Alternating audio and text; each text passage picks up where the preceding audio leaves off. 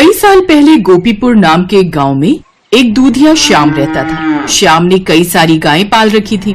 श्याम और उसकी पत्नी अर्चना गायों की बड़ी सेवा करते थे और दोनों मिलकर गायों को अच्छे से चारा पानी देते थे और दूध निकालकर सुबह सुबह अपने ग्राहकों के घर दे आया करता था। श्याम बिल्कुल शुद्ध दूध बेचता था, इसलिए उसके ज्यादातर ग्राहक उससे ही दूध खरीदते थे। श्याम और अर्चना दोनों भगवान गणेश के बहुत बड़े भक्त थे और भोजन करने से पहले गणेश जी को भोग लगाते थे। उनका जीवन सुखमय बीत रहा था। वो दोनों ही बड़े दयालु थे। ऐसे ही समय बीता। एक रोज जब श्याम दूध देने जा रहा था तो केले के छिलके पर उसका पैर फिसल गया और वो धड़ाम से नीचे गिर गया। साथ ही उसका सारा दूध भी जमीन पर गिर गया। हाय रे, मर गया रे, मर गया, मेरी कमर, कोई बचाओ, हे गणपति जी मेरी मदद करो। अरे श्याम भैया गिर गए, चलो चलो उनकी मदद करो। गांव के लोग उसकी मदद करते हैं और फिर हे गणपति बप्पा, अब मेरा दूध का काम कैसे चलेगा? कौन ग्राहकों को सुबह सुबह दूध देकर आएगा? मेरी तो कुछ समझ में नहीं आ रहा। आप चिंता क्यों करते हैं जी? आपकी वो बुआ का लड़का राजू है ना, उसे बुला लीजिए, कुछ दिन वो काम संभाल लेगा। तुम ठीक कहती हो, मैं आज ही उसे बुला लेता हूँ।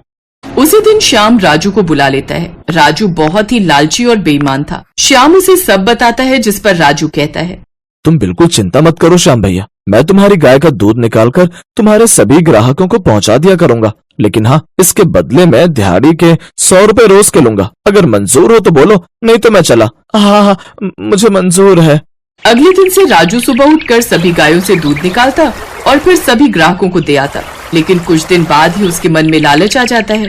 ये श्याम तो एक नंबर का मूर्ख है, मूर्ख, जो लोगों को इतना कोरा दूध बेचता है। अरे थोड़ा बहुत हेर फेर तो हर धंधे में चलता है। अब क्यों ना मैं दूध में पानी मिलाकर बेचूं, इससे मुझे काफी मुनाफा होगा।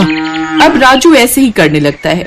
वो दूध में पानी मिलाकर बेचने लगता है, लेकिन 3-4 दिन में ही ग्राहकों को पता लगने लग जाता है। एक रोज, क्यों रे राजू, जब तक श्याम भाई साहब दूध लाते थे दूध काफी गाढ़ा होता था, मलाई भी खूब जमती थी, लेकिन जब से तूने दूध देना शुरू किया है ना, दूध काफी पतला हो गया है। कहीं तू कोई घपला तो नहीं कर रहा है ना? दूध में पानी तो नहीं मिलाता ना? अरे नहीं नहीं, ऐसी कोई बात नहीं है। वो दरअसल आजकल गाय पानी ज्यादा पीती है ना, इसलिए शायद उसका दूध पतला हो गया है। नहीं तो मैं ऐसे काम बिल्कुल ना करूं। ऐसे ही समय बीतता जाता है। उसके द्वारा चढ़ाए गए दूध से ही खीर का प्रसाद बनता था और गणेश जी को भोग लगाने के बाद सभी श्रद्धालुओं में वो प्रसाद बांटा जाता था। इस बार भी श्याम का बड़ा मन था, इसलिए उसने अपनी पत्नी से कहा, अर्चना, मैं तो अभी चल फिर नहीं सकता, लेकिन मैं चाहता हूँ कि इस बार भी हम दूध गणेश जी के मंदिर पहुँचाएं। क्या इस बार तुम दूध मंदिर तक पहुँचा दोगी? अकेले तो मेरे लिए मुश्किल होगा जी, लेकिन मैं राजू भैया से कह देती हूँ, वो ये काम कर देंगे। अगले दिन अर्चना राजू से मंदिर में दूध पहुँचाने की बात कहती है। हाँ हाँ भाभी, ये भी कोई कहने वाली बात है? अरे नेकी के इस काम के लिए मैं कैसे मना कर सकता हूँ। राजू 20 किलो के उस दूध में काफी पानी मिलाकर मंदिर ले जाता है और पंडित जी से कहता है, पंडित जी, वो श्याम भाई साहब ने कहा है कि इस बार मुफ्त में कोई दूध नहीं मिलेगा, आपको इस बार दूध के पैसे देने होंगे। ये तुम क्या कह रहे हो? श्याम तो हर बार मुफ्त में दूध देता था, फिर वो इस बार पैसे कैसे मांग सकता है? वो क्या है पंडित जी, श्याम का आजकल कमर का इलाज चल रहा है तो उस पर काफी पैसे खर्च हो जाते, तो इस बार तो वो मुफ्त में नहीं दे पाएगा। अब पंडित राजू को पैसे दे देता है। राजू खुशी खुशी वो पैसे लेकर लौट जाता है। फिर गणेश उत्सव का त्योहार बड़े ही श्रद्धा पूर्वक मनाया जाता है, जिसके बाद सबको खीर का भोग लगाया जाता है। फिर सभी गांव वालों को वो प्रसाद के रूप में दिया जाता है, लेकिन इस बार उन्हें खीर में पहले वाला स्वाद नहीं आता। पंडित भी इस बात से नाराज होकर गांव वालों और मुखिया के साथ उनके घर जाते हैं। उधर राजू उससे पहले ही वहाँ से चला जाता है। इस बार तुमने मंदिर के साथ बिल्कुल भी अच्छा नहीं किया श्याम। पैसे देकर मंदिर को दूध दिया, ऊपर से वो भी पानी मिलाया हुआ। अब तो इस गांव में रहने के लायक नहीं है, तुझे 3 दिन में ये गांव छोड़कर जाना होगा। अब यही हम सबका फैसला है। ये आप क्या कह रहे हैं मुखिया जी? मेरी तो कुछ समझ में नहीं आ रहा। सब समझ आ जाएगा जब तुझे जगह जगह ठोकरें खानी पड़ेंगी ना, तब। सभी गांव वाले वहाँ से चले जाते हैं। श्याम और अर्चना की समझ में कुछ नहीं आता। वो दोनों रोते हुए गणेश जी की मूर्ति के सामने हाथ जोड़कर बैठ जाते हैं और रोने लगते हैं। मुझ गरीब को इस मुसीबत से बचा लो बप्पा। आपको तो सच्चाई का पता है, मुझ पर जो आरोप लगाया गया है वो निराधार है। मैंने तो पूरी श्रद्धा से मंदिर के प्रसाद के लिए दूध पहुंचाया था और उसके बदले कोई पैसे नहीं मांगे थे, लेकिन फिर हमारे साथ ये सब क्या हो रहा है? हमारी मदद करो प्रभु। श्याम और अर्चना लगातार रोए जा रहे थे। उधर उसी रात राजू के घर में चोर आ जाते हैं और उसके घर से वो पैसे और सब कीमती सामान ले जाते हैं। 2 दिन बाद जब गांव वाले श्याम के घर आकर उसे निकालने आते हैं तो वो दोनों गणेश जी की मूर्ति के आगे हाथ जोड़कर प्रार्थना करने लगते हैं। तभी उस मूर्ति में से एक तेज रोशनी उत्पन्न होती है और उसमें से गणेश जी बाहर आते हैं। श्याम, अर्चना, मैं तुम्हारी सच्ची भक्ति से अत्यंत प्रसन्न हूँ। मैं जानता हूँ कि तुम निर्दोष हो। सारा दोष तो राजू का है। उसी ने तुम्हें धोखा दिया है। शुद्ध दूध में पानी की मिलावट करके उसी ने तुम्हें बदनाम किया है, लेकिन उसे उसके दुष्कर्मों की सजा मिल चुकी है। मेरे प्रिय भक्त, अब तुम्हें किसी प्रकार की चिंता करने की जरूरत नहीं है। और खबरदार, जो किसी ने भी मेरे भक्त को इस गांव से निकालने की कोशिश की, इन सब में इसका कोई दोष नहीं है। इसके बाद वो वहाँ से अंतर्ध्यान हो जाते हैं। अब सभी श्याम से माफी मांगते हैं और फिर से उससे दूध लेने लगते हैं। श्याम राजू से अपना रिश्ता खत्म कर देता है। साथ ही अब गांव वाले भी कभी उसे अपने गांव में नहीं घुसने देते। राजू को अब अपनी गलती का एहसास तो था, लेकिन सिवाय पछतावे के उसके पास कुछ भी नहीं था।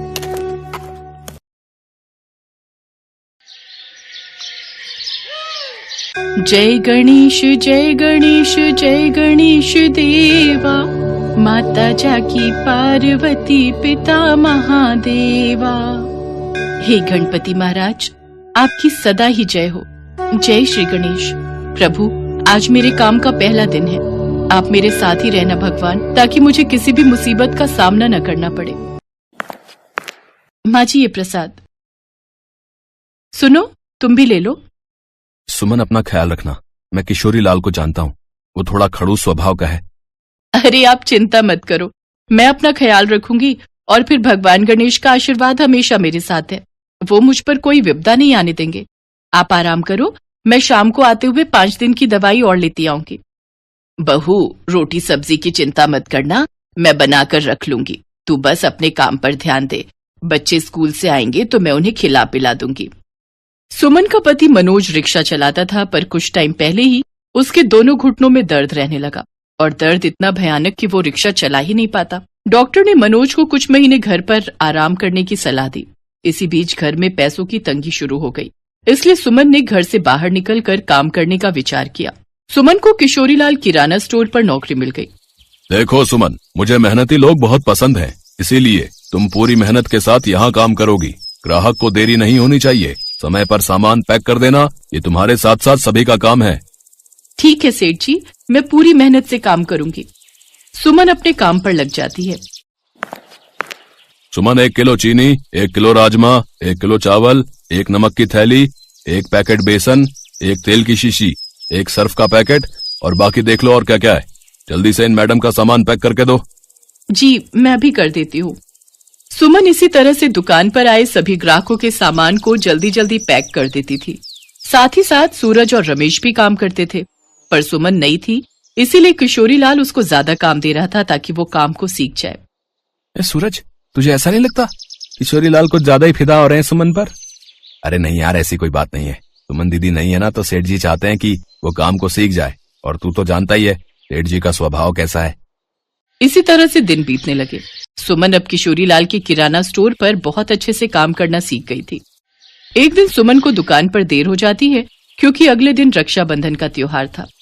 सुमन, आज थोड़ा दुकान से देर से जाना, कल रक्षाबंधन का त्योहार है। ग्राहक रात में भी आएंगे। मैं 1 घंटे में घर से होकर आ रहा हूँ। दुकान का ख्याल रखना।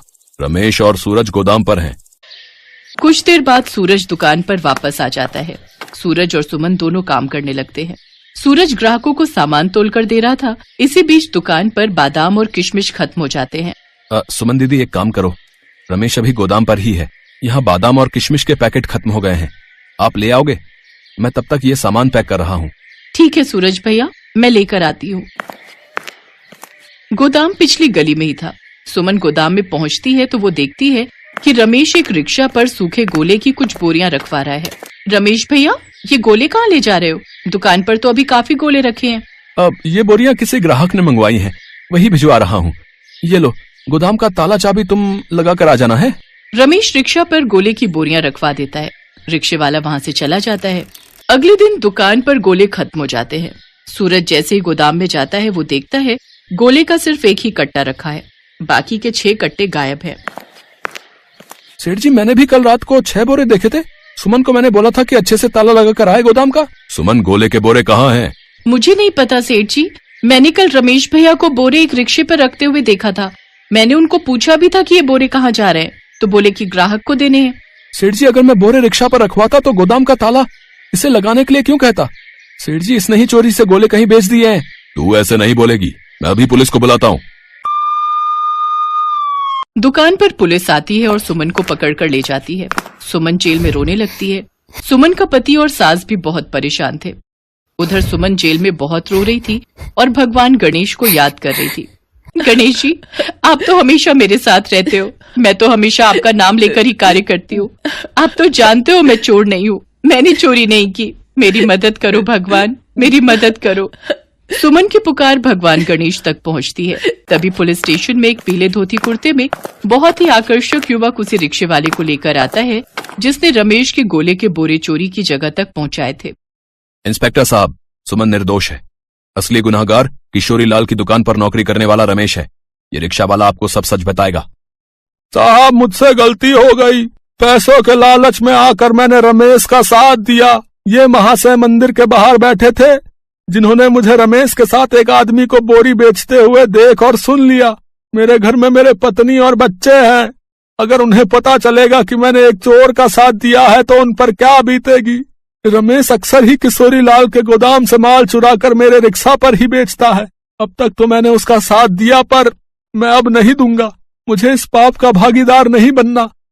रे, सुमन को छोड़ दो और असली गुनाहगार रमेश को जेल में डाला जाएगा। वैसे आपका नाम क्या है? मेरा नाम गणेश है। मेरा तो कार्य ही यही है, जो दुख तकलीफ में हो उसकी सहायता करना। अच्छा, अब मैं चलता हूँ।